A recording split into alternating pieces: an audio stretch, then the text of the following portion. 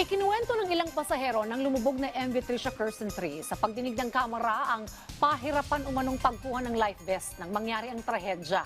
Ang detalye sa report ni Vel Custodio.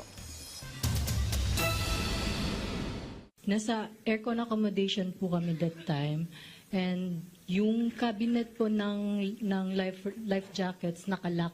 Yan ang pahayag ng isa sa mga survivor ng lumubog na MV Tricia Kirsten 3 sa katubigan ng Basilan noong January 26. Sa pagdinig ng House Committee on Transportation kahapon, sinabi ng survivor na si Musahida Ismi na pwersahang binuksan at kinailangan pang tadyakan ng mga pasahero ang aparador ng life vest para mabuksan ito. Yung pagkakuha po namin ng life jacket namin, naka-double knot po siya. So you won't be able to use it agad-agad kasi kailangan mo pa siyang buksan.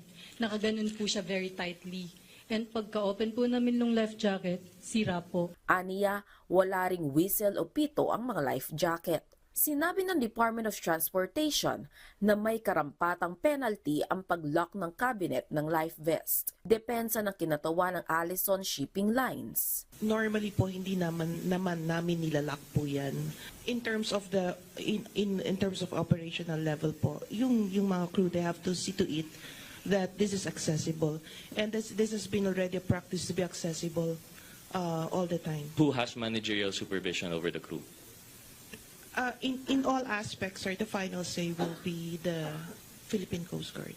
Aminado ang Philippine Coast Guard na responsable din ang ahensya para sa mahigpit na inspeksyon sa mga barko bago ito pumalaot. Pero giit ni Coast Guard Commandant Admiral Ron Hilgavan, kailangan pa rin ng responsible ship ownership alinsunod sa Maritime Management Code. If the policy continues, mauubos po kami. Because if we will do a stringent inspection each time, every time, nagko-complain din po yung industry. Because the turnaround of vessels, matagal.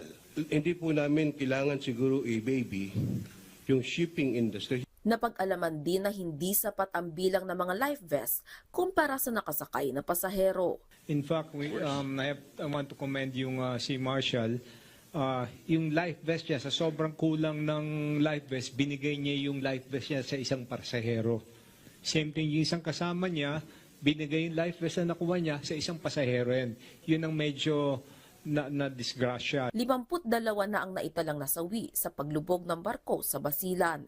Patuloy pa rin ang search and rescue operations at dive operations sa 24 pang nawawala. Vel Custodio, para sa Pambansang TV sa Bagong Pilipinas.